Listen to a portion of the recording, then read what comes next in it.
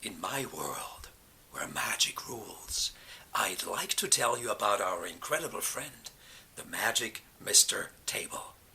Just put your wish into his drawer and magic happens.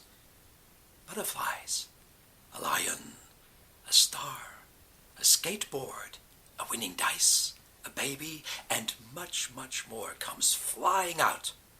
In case you have a lot of wishes too, well, open up the drawer, have fun, and take a look at the Magic Mr. Table's magic book. Read by Niklas. The Magic Mr. Table by Niklas. Illustrations by Elspeth Kupferoth. Be my guest, have a seat, and let the magic table speak. Once upon a time, I was a proud 320-foot-tall redwood tree in an enchanted rainforest down at the California coast. Just look at me.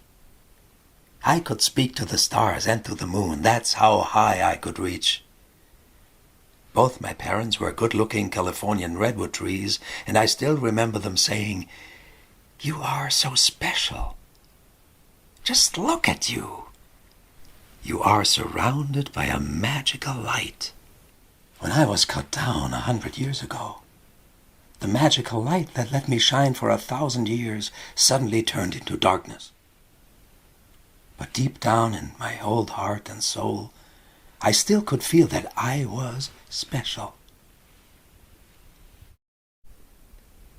The carpenters who made me into a redwood table back then used no nails, no screws, only strong wooden pegs. Little did they know that through the window in their shop, a bright sunbeam of magical light snuck into one of my drawers. Wait, please wait before you open up my drawer. I want you to know that I've been moved to lots of different homes. Kids have called me Mr. Breakfast, Mr. Lunch, Mr. Homework, and Mr. Table. Not too long ago I found a new home, and my good old friend the sun came shining through the window, kissing my dormant polished top. Suddenly I was surrounded by that magical light, and finally brought back to life again. Now, I never sleep. I'm always available.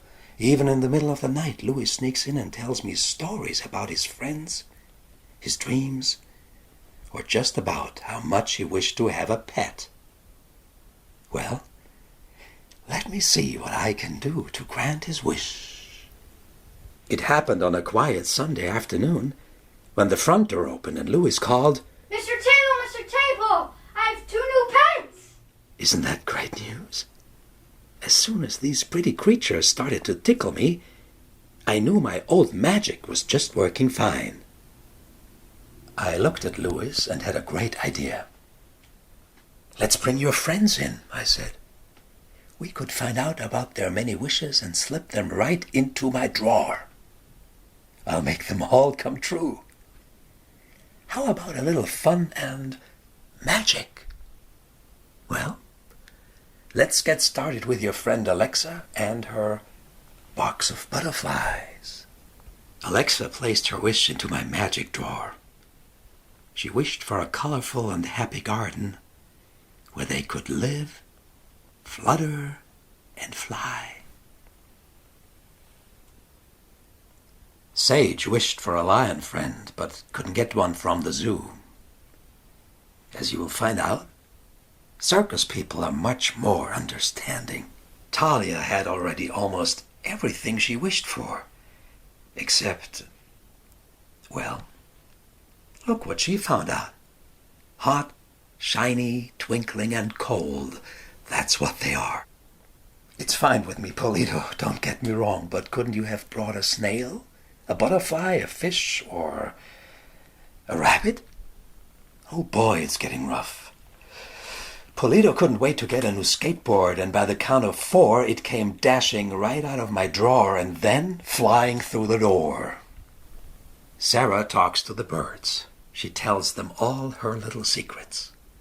The birds reply by singing songs. Sarah had the best day of her life. For a golden little finch, I found a golden little finch wife.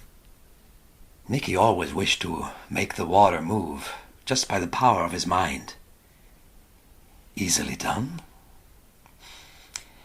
Well, take a look. I think I got it wrong.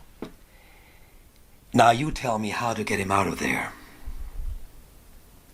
Shu wished to throw his dice just like a pro. Good thing I was a gambling table not too long ago. Aren't we tables the best matchmakers in the world? People come to us to meet. Madison had a lonely dog named Emma. I had a wooden friend named Jack. Why shouldn't they sit with me and let me do some matchmaking magic? I've made a match, they think it's fate. Well, for true love, it's never too late. Tristan always wished to fly away with her best friend Tiger, the cheeky parrot, who made fun of everyone in the room except me. Well, who said there are only magic carpets that can soar? Now it's flying time for the flying magic table. Priscilla is so well behaved. She's a quiet girl, even a little shy. But when she's playing her guitar, she turns into a hurricane. No need for her to put a wish into my drawer. She plays her guitar just like the biggest star. When Marcus turned me into a piano and sang his favorite song, Love Me or Not, I knew he, Priscilla, and the magic table had a #1 hit. Now I'm in the spotlight too. All three of us are rocking, rattling, and rolling. Seth once wished for a little brother. He got Georgia. Now they can't live without each other. As you can see, the stork is wearing his new pair of glasses. From now on, no more mix-ups. The illustration is not quite finished yet. I'd be so thrilled if you'd fill in the blank space and complete the picture with your ideas. Thank you, Paris, Gia, and Sophie, for bringing a chocolate cake to share with me and all my wonderful guests. We all share the language of fantasy and hope. It's your fantasy and hope that'll make the world into a better place. Perhaps someday one of you will be the President of the United States.